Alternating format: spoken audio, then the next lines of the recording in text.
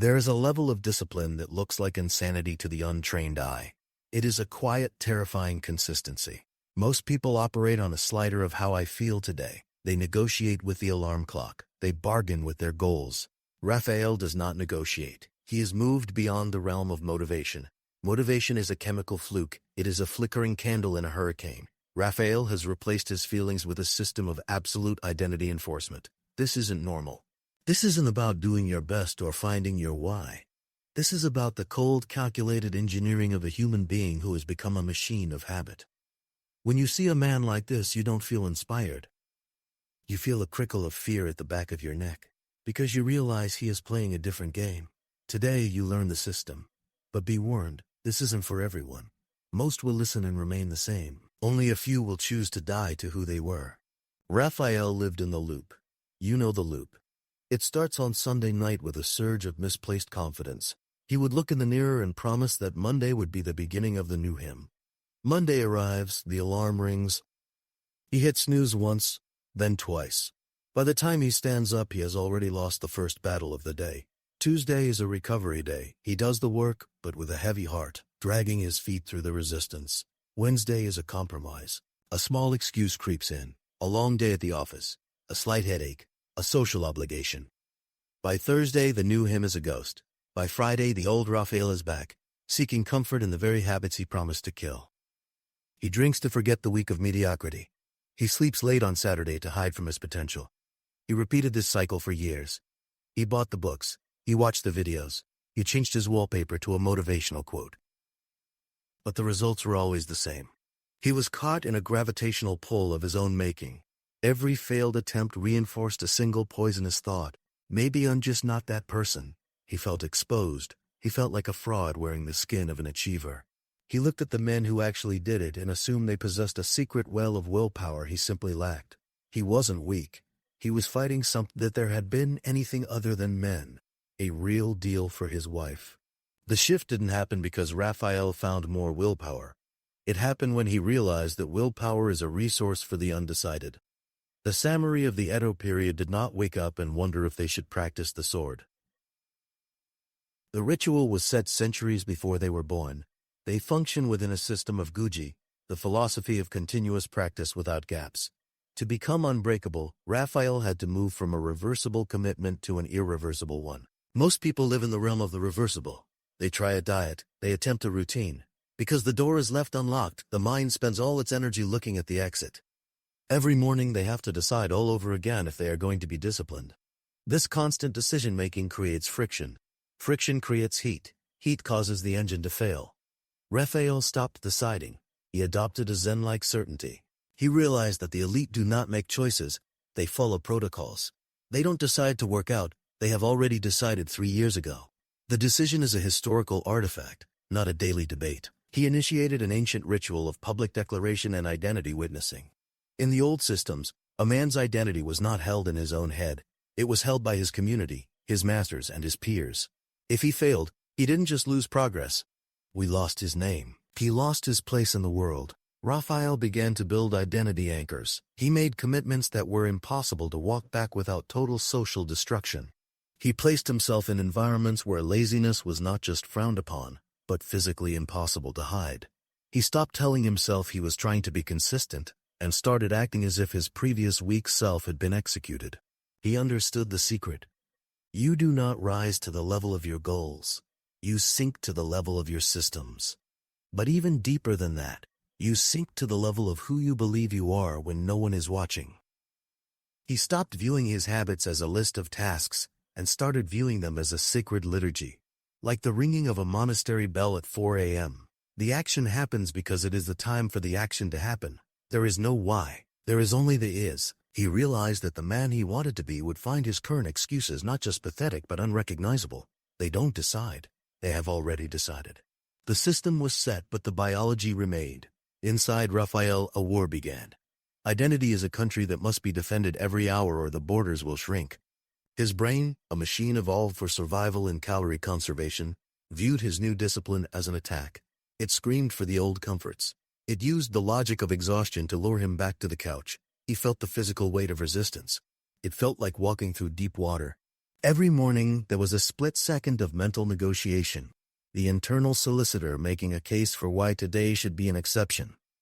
The solicitor is clever. It doesn't ask you to quit forever. It only asks for a rest day or a strategic break. Raphael stopped listening to the content of the thoughts and started measuring the friction. He viewed the resistance not as a signal to stop, but as the sound of the engine working. He treated his mental energy like a finite fuel source. Every second spent debating with himself was a leak in the tank. He realized that negotiation is the primary cause of fatigue. It wasn't the workout that tired him, it was the 20 minutes he spent thinking about whether he should go.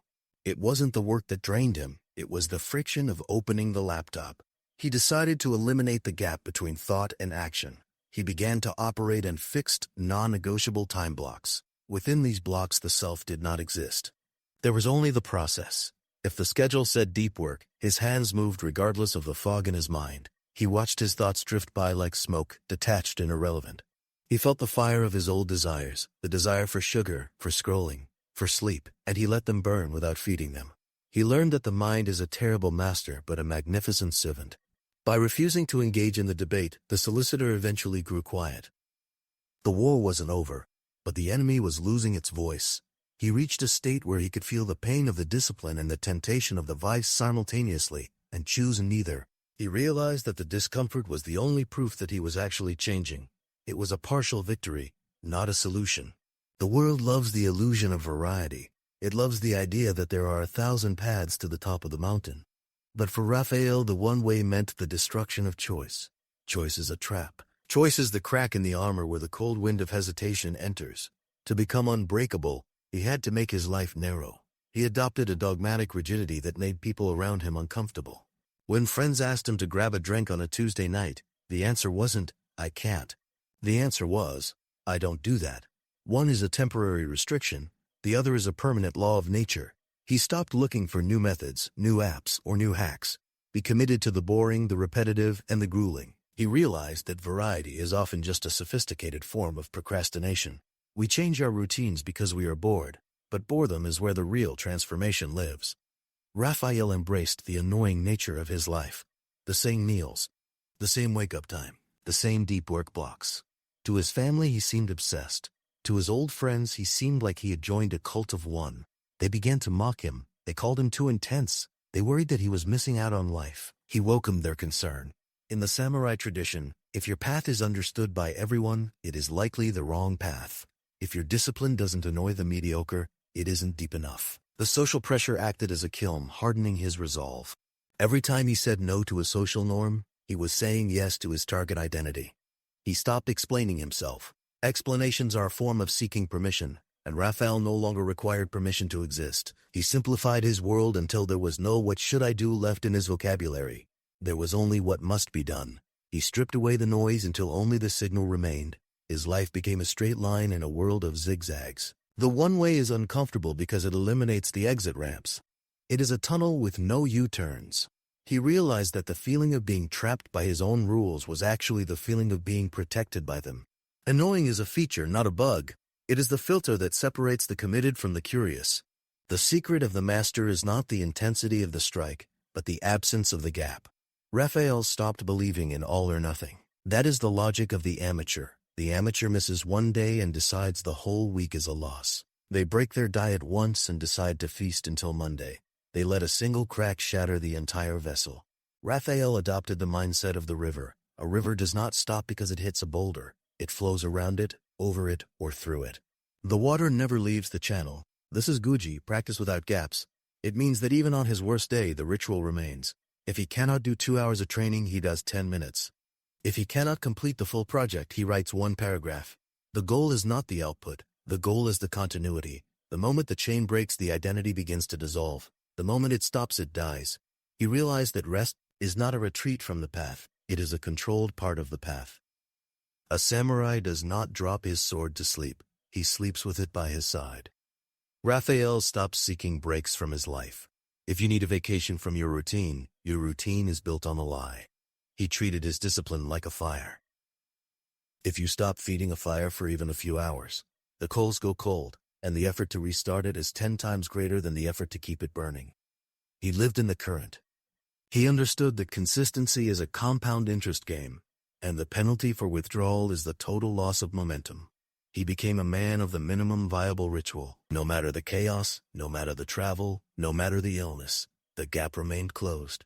He was no longer a man who did things, he was a man who stayed in motion.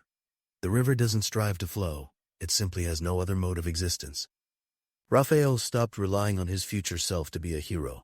He realized that the version of him that exists at 6 p.m. on a rainy Tuesday is tired, hungry, and intellectually compromised. To trust that version of himself to make a good decision is a tactical error. This is the neuroscience of decision fatigue. The more choices you make throughout the day, the worse your judgment becomes. He began to build pre-solutions. He shifted from reacting to reality to engineering it. In the elite monasteries, the monks do not wait for the bell to decide how to feel. They have already predetermined their response to every distraction. Raphael applied this military logic to his own life. He mapped out his failures. He realized that his willpower always failed at the same specific intersections. Instead of vowing to be stronger, he built if-then protocols. When X happens, I do Y. If he felt the urge to check his phone, the pre-solution was to place it in a timed locker in a different room. If he felt the internal solicitor saying a missed workout, the pre-solution was that he must put on his shoes and stand on the gym floor, no matter what. He took the decision-making power away from his emotional brain and handed it to his prefrontal cortex days in advance. He treated his environment like a cockpit. Pilots do not navigate by vibes. They follow checklists designed to survive a crisis. Raphael's life became a series of checklists that removed the need for thought. He prepared his meals on Sunday so that, what should I eat? Never entered his mind on Wednesday. He laid out his clothes, his tools, and his tasks the night before. He created a friction-free path toward his goals and placed massive barriers in front of his vices. He made it easier to do the work than to avoid it. By the time the stress of the day hit, the answer to every temptation already existed. He wasn't navigating a maze, he was following a rail. This is how the Unbreakable operate. They don't win the battle in the moment of conflict. They win it in the preparation weeks prior. They know that under pressure, you do not rise to the occasion, you fall to the level of your training. Raphael's training was a closed loop. There was no discussion, there was no debate. The script was written, and he was simply the actor playing the role. The path was paved, the obstacles were anticipated, the victory was pre-calculated. The man who started this journey is dead. The version of Raphael that negotiated, that hit snooze, and that sought the approval of the mediocre has been incinerated. In his place stands something mythic, a human being who has crossed the threshold from doing to being. He no longer needs the systems because he has become the system. The discomfort of others has become his compass. When people look at him and say, "You've changed," he knows he is winning. When they say, "You're too intense," he knows he is finally on the path. He has realized that the loneliness of the elite is a small price to pay for the death of the common self. He is no longer fueled by the dopamine of a good day. He is fueled by the silent satisfaction of a life without gaps. He looks back at his old self with a detached pity. He sees the loop he used to inhabit and realizes it wasn't a prison of circumstances, but a prison of identity. He broke the bars not by bending them, but by outgrowing the cage. His transformation is final because it is not based on achievement, but on an irreversible shift in his internal code. Now, the world bends to him. Opportunities seek him out because consistency is the rarest currency on earth. He doesn't seek motivation any more than a mountain seeks a reason to stand. He is immovable. He is inevitable. He doesn't do it anymore. He is it.